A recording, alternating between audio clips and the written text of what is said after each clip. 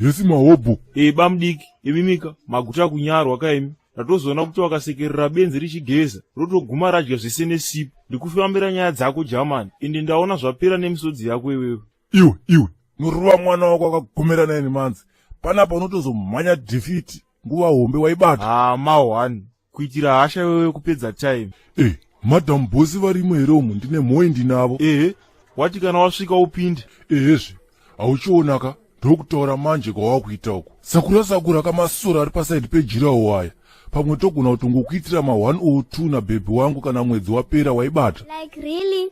Sha, what do you have to say about yourself, yeah? Onaka bhebhi, zvakaitika kujongwe kuonaka uko, zvinotongofanira kukuratidza zvega kuti CK haasi wemhanga waibata. Ndakakuudza kuti inini kufonyora ndokubasa kwangu, wakazvionera wega handitika. Ini zvekusheya handidini. Usatya hako bhebhi, usaite filling station, ane mari ndiye mukuru. Saka nhasi ndotenda newe kuchirungu kwako uku, handitomboenda kwangu kuApers. Okay, kwacho. Nzwongweka bhebhi, kadhi uyo akanyanyovata stereki.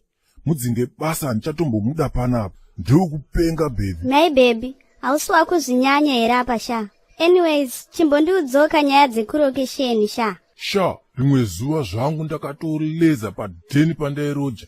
Ndakadai nekudai pai. Ndakabva ndavhakachirwa nemoko randaidanana naro. Apa akabva asvika zvakachita nenzara. Apa akatenga asina kana sendi.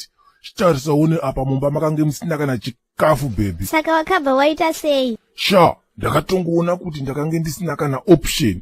Saka ndakabva ndatongomuudza kuti bhebhi ndiri kuya manje. Saka ndakabva ndananga zvangu kumashops paoverspill. Ndakadii pai.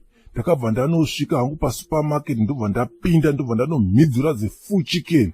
Ndokuriti muzibhachena ndakange ndakapfeka pfei. Saka wakatobuda narere naiwe chitubu. Mhepo dzakatozondisumukira bhebhi ndatopa musiwo kuti ndibude. Gaya bhebhi zokuriya rakutodhifurosa. Apa paine zimonya rainzi Semu. Rakandiputitsa ndikafa chipumu. Chitubu sha. You are so naughty, do you know that? Isusu here? Maghetto yuti tinoita zvinogara zvakadaro bhebhi.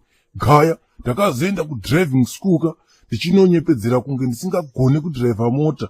Ndichinodai nekudai. Ndichinopinda muhighway ndakabva ndaisa mota mu80.